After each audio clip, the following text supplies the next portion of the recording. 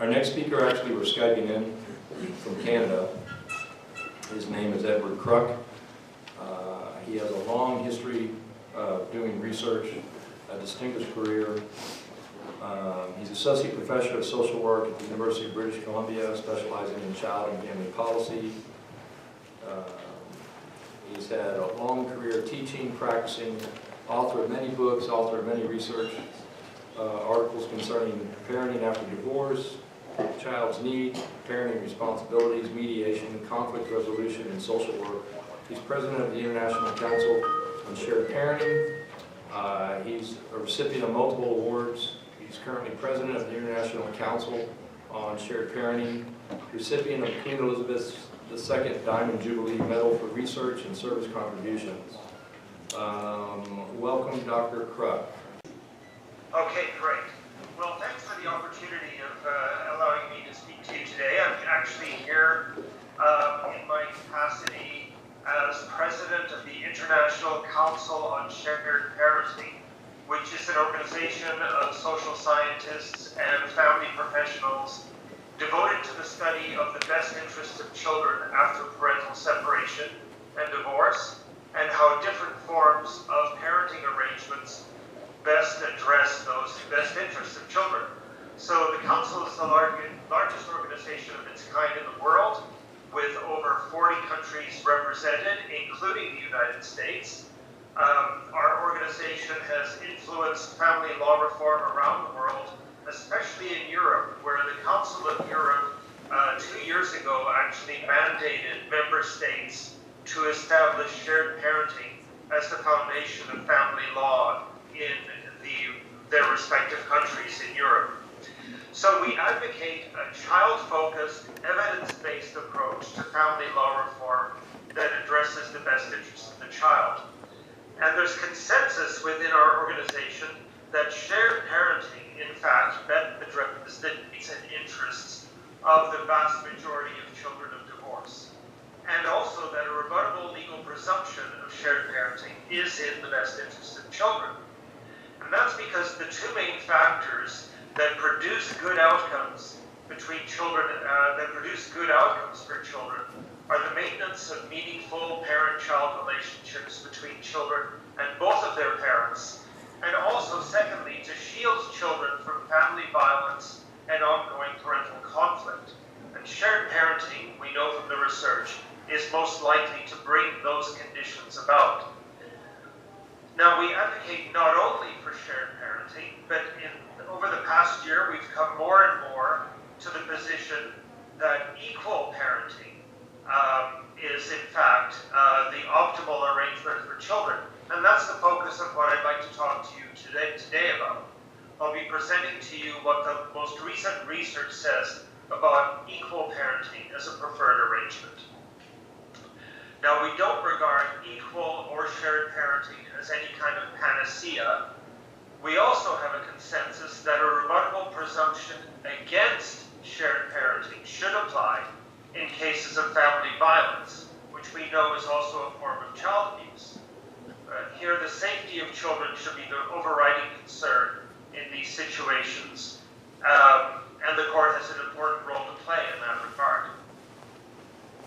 Now, another point of consensus within our organization is that a discretionary approach to determining best interests of children is highly problematic and should be replaced with an evidence-based best interest standard which limits judicial discretion. So many have noted the idea that the best interest of the child is like an empty vessel into which adult prejudices are poured. As judges that have little understanding of the finer points of child development and family dynamics are put in a situation where they have to make life and death decisions, often to the detriment of children and families in an area in which they have little expertise. It's a fundamental principle in law that the best laws are those that limit judicial discretion, and nowhere is this more evident than in the arena of family law. There is a viable alternative to the discretionary best interest approach. And I believe, it seems to me that you've attempted to put this in place in Texas, a more standardized and a more predictable approach. In Texas, you have two possession orders, standard possession orders and modified standard possession orders. And I think there are very strong advantages of such a fixed approach, the primary advantage being that judicial discretion is limited and kept in check. However, the Texas approach needs a little bit of refinement with respect to the fact that standard possession orders don't ensure that children spend substantially equal amounts of time in each parent's household. Far from it, in fact. And that results in higher rates of parental dissatisfaction, litigation, continued conflict, situations of parental alienation, and the compromised well-being of children and their parents.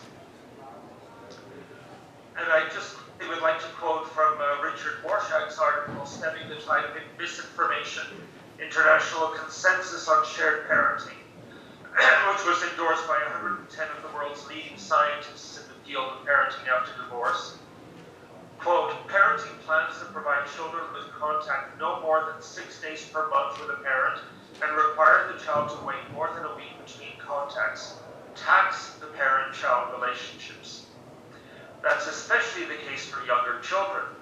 And in Texas, in the summer months, there are no Thursday visitations, and the child goes a full 12 days in between visits with the non-resident parent.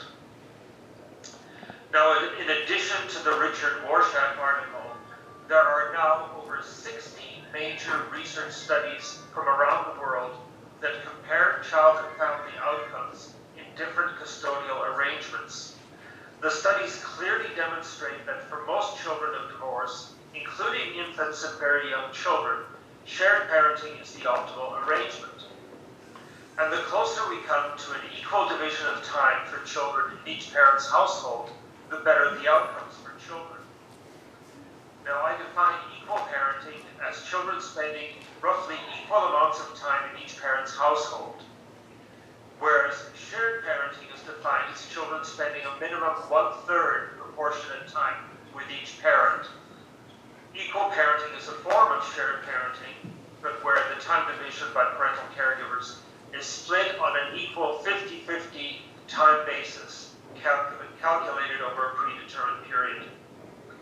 Now, research has shown that children's highest level of physical well-being and emotional security is at 50% time levels with each of their parents compared with other shared parenting arrangements. Now, William Fabricius and his colleagues back in 2010 concluded that, quote, a minimum of 1/3 time with each parent is necessary to achieve child well-being, with additional benefits accruing up to and including equal 50-50 time. Now, in addition, Fabricius in 2003 found that from the perspective of children themselves, equal time with each of their parents' homes was considered to be in their best interests. Over 70% of children of divorce indicated that equal amounts of time with each parent is the best living arrangement for children, including 93% of children raised in equal time homes. And we know that children who have equal time arrangements have the best relations with each of their parents after divorce. That's also from the research of William Fabricius. Now, the Australian Institute of Family Studies, in their evaluation of their family law reforms, this is in 2010, found that equal parenting arrangements, again defined as children spending equal time in each parent's household, had widespread support from both parents and divorce professionals, and was seen to work well when it's applied to the bulk of divorcing families, where violence has not been a factor in the marital relationship. 81% of parents whose children were ordered into equal care arrangements, including those with very young children, reported that the arrangement was beneficial and working well for their children. And those families with sole custody arrangements, where non-resident parents disengaged from their children's lives, reported the highest levels of child dysfunction. Most parents believe in Australia that spending half the time with each parent is appropriate, even for children under age 3. Now, equal parenting arrangements were also highly durable, more so than other forms of shared parenting. And again, in Australia, shared parenting is defined as children spending at least 35% of time in each parent's household, equal meaning 50-50.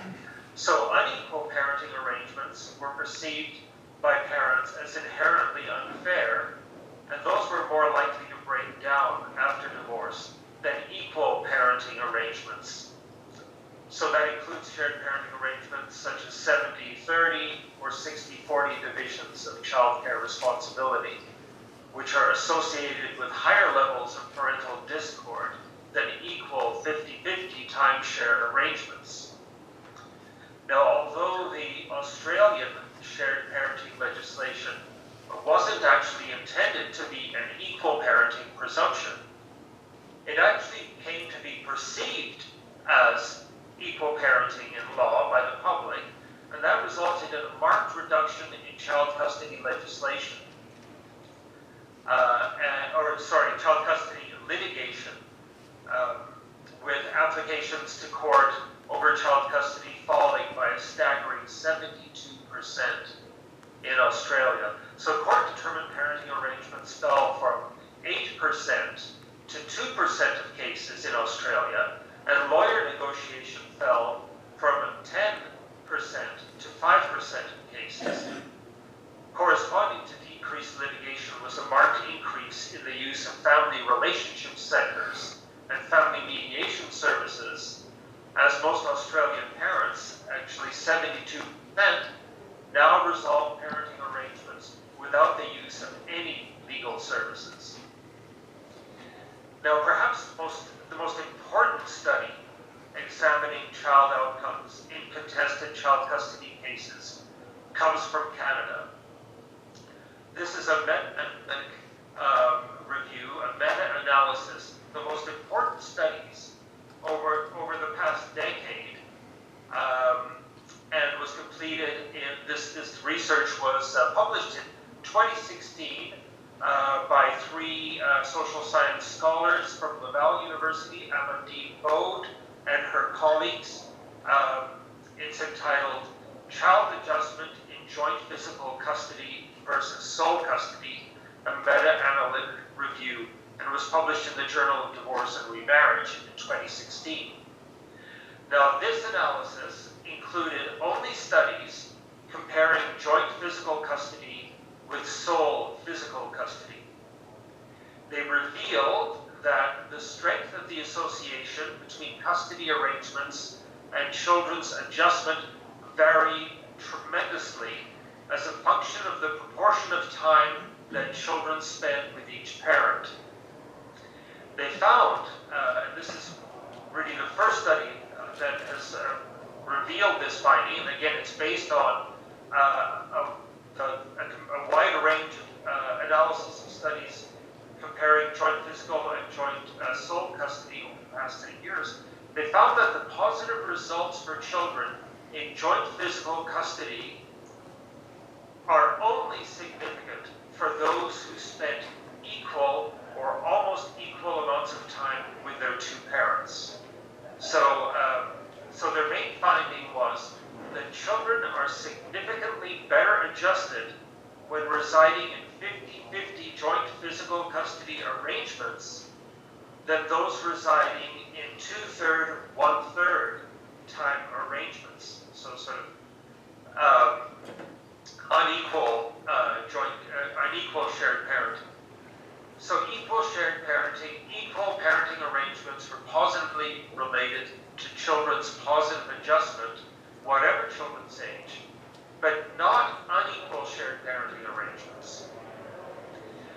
So I was quite, not only myself, but also the International Council on Shared Parenting, we reviewed this research, we reviewed the research that Bode and her colleagues analyzed and came to the same conclusion. We also know that it's jurisdictions that have legislated equal parenting, not shared parenting, not unequal shared parenting, but equal, 50-50 shared parenting. The best example is Sweden. as opposed to jurisdictions that have legislated unequal shared parenting, such as many U.S. states. It's the ones that have legislated equal parenting that are reporting the best outcomes. Now let's take Sweden as an example. From an international perspective, children in Sweden fare very well in all indexes of child well-being, in the domains of child health, personal relationships, emotional well-being, risk, safety, and just overall divorce-specific adjustment and overall functioning. There have been numerous studies completed in Sweden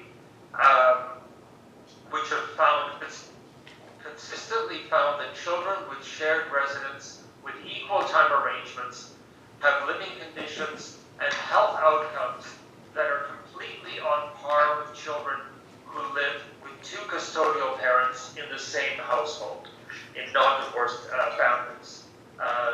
In fact, in some studies have suggested their adjustment is even more positive than children in two-parent homes. Another important research finding, and this is the last finding I'll mention today, is a study, is research that has looked at this notion of so-called mathematizing time in child custody cases being very harmful to children. Now, this term of mathematizing time was coined by an Australian researcher, Bruce Smythe, and refers to the idea of courts spending endless amounts of time with parents, haggling over the exact proportion of time their children should spend with each of them after divorce. Now, an equal parenting presumption is the most effective means of preventing this kind of ongoing, prolonged conflict and haggling, and in fact reduces litigation. Equal shared parenting removes child custody from the adversarial arena, and it frees parents and it frees the judiciary from ongoing disputes over amounts of contact time to be spent by the non-resident parent with the children. Equal parenting also addresses the problem of one-shoe-fits-all arrangements that are prevalent in sole custody determinations, because it guides parents toward the development of individualized parenting plans, which result in a greater variety of outcomes tailored to each child's unique needs and interests. So, in conclusion, I've tried to clarify in a very brief time I have what the research says in regard to the best interests of children from a child-focused perspective, in regard to the merits of equal parenting. A legal equal parenting presumption for children and families is the key to the successful legislative and psychosocial implementation of shared parenting toward the best interest of the child from the perspective of the child. Again, this is based on research looking at what children of divorce themselves say is in their best interest. These are studies that have looked at perspectives of young adult children of divorce, reflecting on their experience growing up in divorced households. So it's really based on not what an adult perspective on children's best interests tell us, but what research that actually examines children's own perspective is telling us. And it's also based on what I call a responsibility to children's needs approach, as opposed to a parental rights-based approach to parenting after separation or divorce. There's really no moral or legal or scientific basis for the removal of a fit and loving parent from the daily life of a child. And there's no justification for removing a parent from the life of a child in situations where no neglect or abuse is present. This idea of removing a parent from the life of a child is in fact what actually happens when a court awards primary residence to one parent. We talk about courts granting custody. In fact, they're removing a parent from the daily life of a child when one parent is made the primary caregiver. And that's itself a form of parental alienation. And we now, and again, I could speak at length about this, but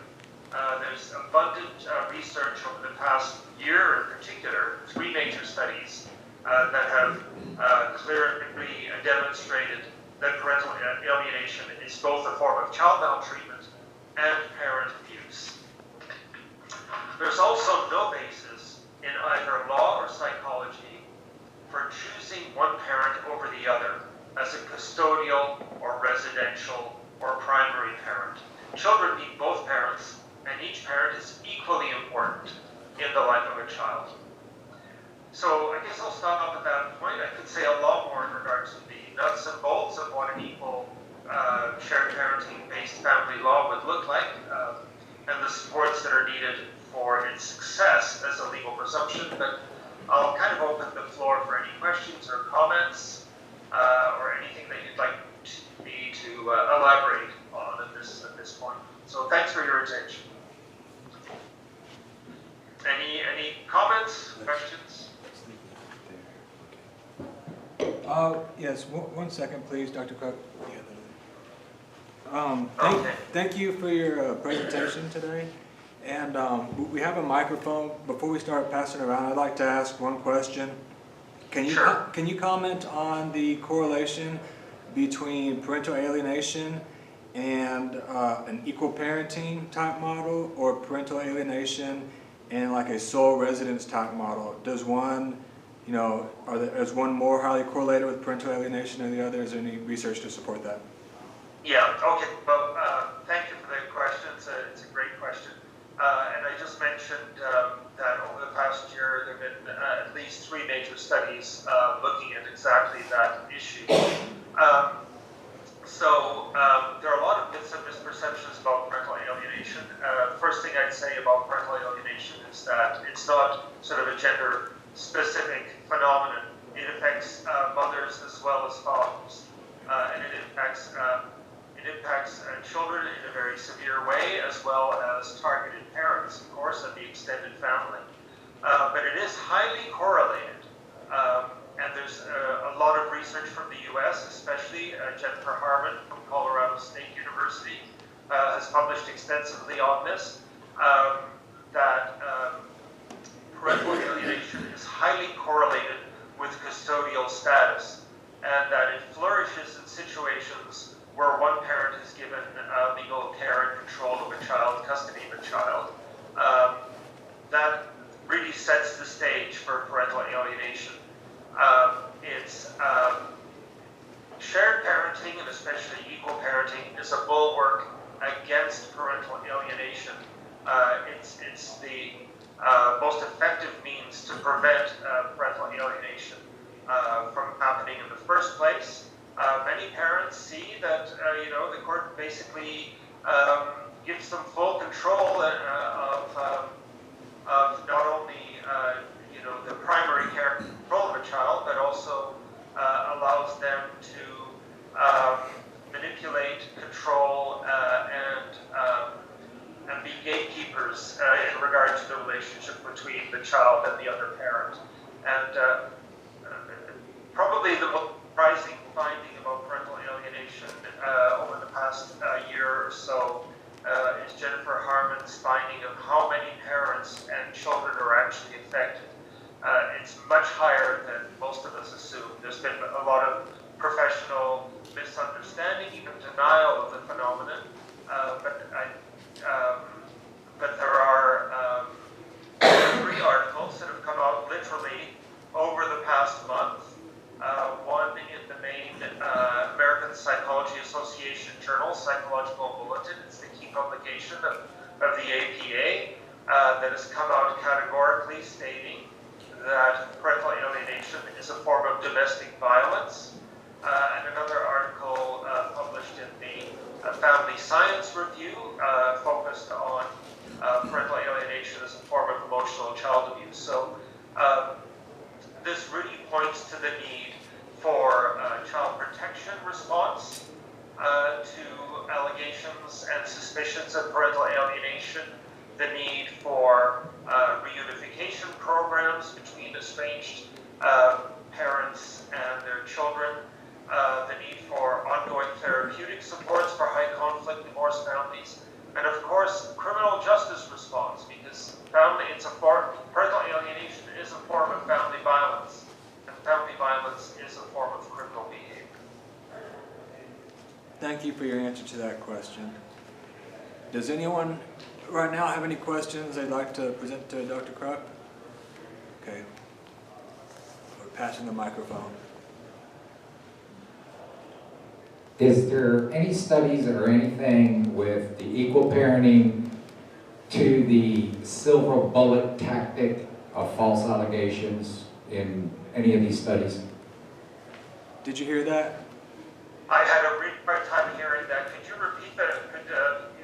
Whoever the Sure. moderator is, I can hear you, but I couldn't really make out what was asked. Okay, I believe the question was, is there a correlation between equal parenting or the primary residence model with the silver bullet or false allegations? Was that the question? Basically, yeah. Okay. Okay, false allegations. Yeah.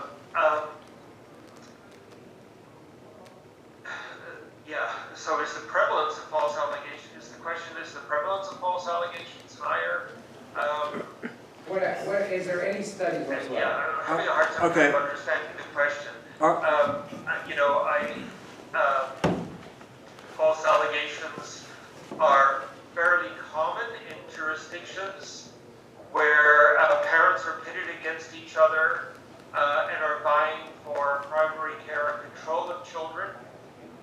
There's no doubt about that parents are almost parents are forced into a situation where they have to demonstrate that they're the superior parent, and they have to demonstrate how inferior the other parent is. And this leads to some fairly extreme behaviors, such as allegations against the spouse, allegations of parental unfitness, which are more often than not, when investigated by competent child protection authorities, found to be unsubstantiated kind of allegations. Where in Australia, in Sweden, throughout Europe, where equal parenting or shared parenting law is legislated, there's a legal presumption of shared parenting. Such allegations are minimized. There's or let's say rates of unsubstantiated allegations are lowered. However, you know, I would really point out the importance of really taking allegations of abuse seriously, and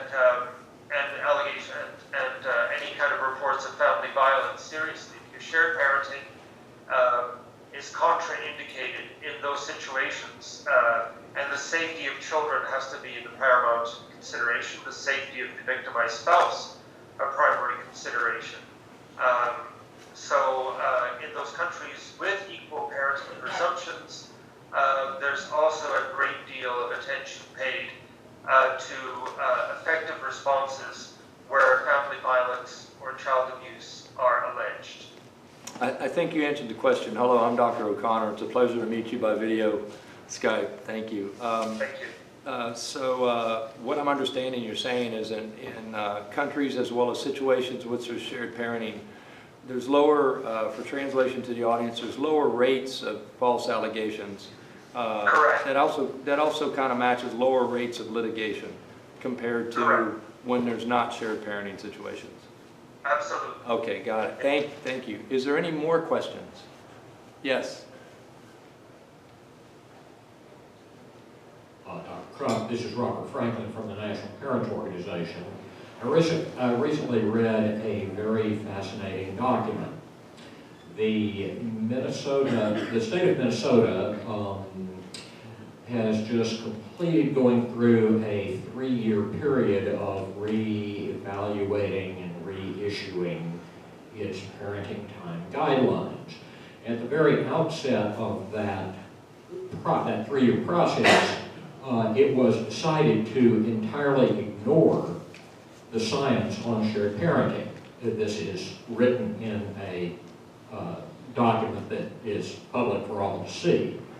One of their excuses for ignoring the science on shared parenting was that, well, every case is different, that whatever the science may say generally, every case is different. I know what I say to that argument. What do you say? Okay. Could you hear So that? I caught snippets of what you were saying. I think I heard the gist, but maybe I could ask the moderator again to maybe summarize Yes. the main gist of the question. In Minnesota, they revamped their child custody laws. But in doing so, they did not consider the scientific research about shared parenting or the scientific research. They exclusively refused to do so. And exclusively refused to do so. And then upon questioning of this, the reasoning was because there's always individualization of every case. Yeah. Does that justify, well, let me go back before I said does that justify. To me, that would lead to allowing the judiciary to still have a broad scope of judiciary discretion. But does that justify discarding the scientific research? Yeah, so I would, above all else, really make a plea that we do use an evidence-based approach and that we don't discard the research and that we rely primarily on what the research is telling us. Research from a child-centered, child-focused perspective, for example, what children themselves are saying. Judicial discretion is a huge problem because judges aren't trained in the finer points of child development and family dynamics, and the American Law Institute did. We're losing reception. Competencies to be able to Okay, much better. Thank determine, you. the most which parent is the fitter parent, and which also the kind of preferred living arrangement. When you have two good enough parents, it's impossible to really make a decision that one or the other parent is the superior parent in the absence of any kind of abuse or neglect concerns.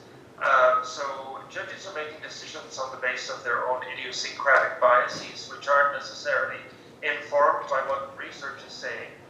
So I think that's the biggest issue across the globe in regard to how do we determine the best interests of children.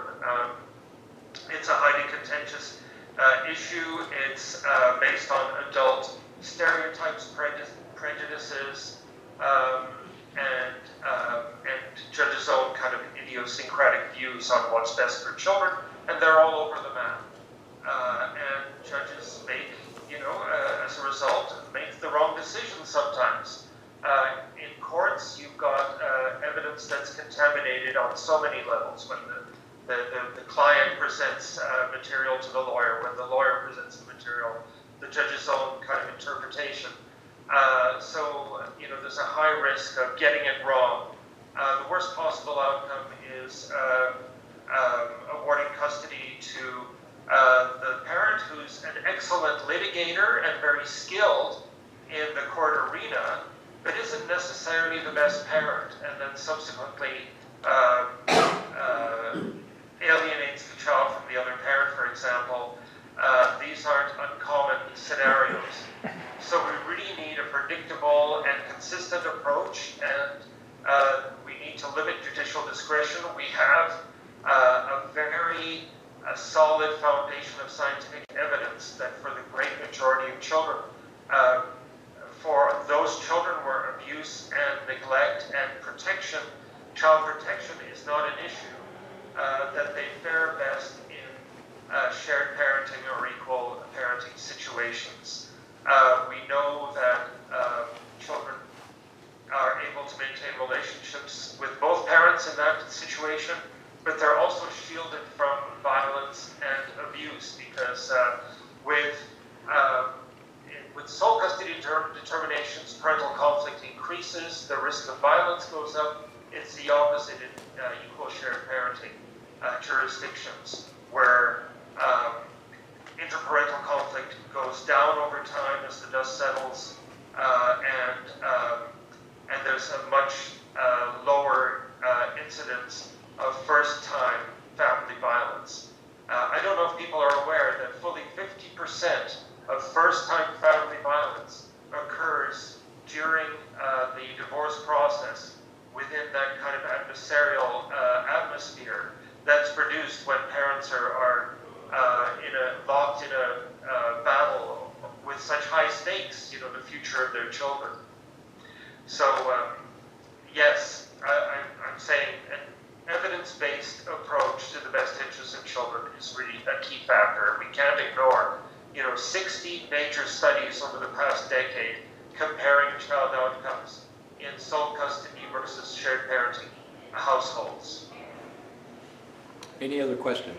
Yes, in Psychology Today, there was an article that was recently put out by you regarding parental alienation as child abuse and family violence. Yes.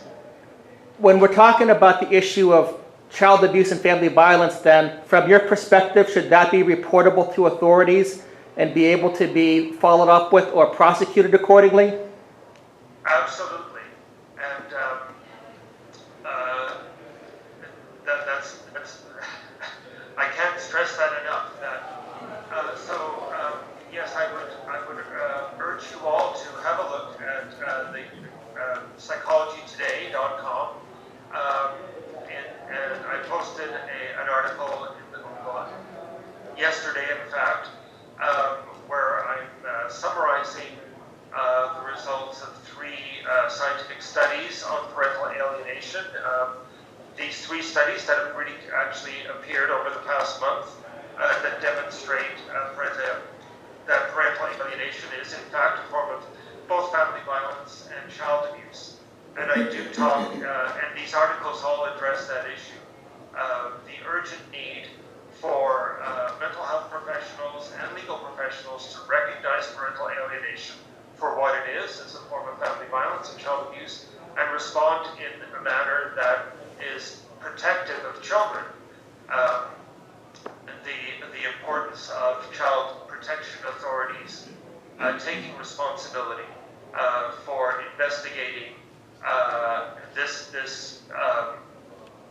this form of abuse that's much more prevalent and much more devastating than most of us believe, that most of us assume. Thank you.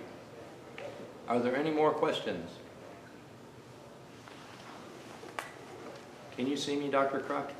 Yes, thanks. Yes. Pleasure, Dr. O'Connor. Are there any more questions from the audience at all? Dr. Kruk, we really thank you for your time and your expertise and willingness to participate. Thank you again.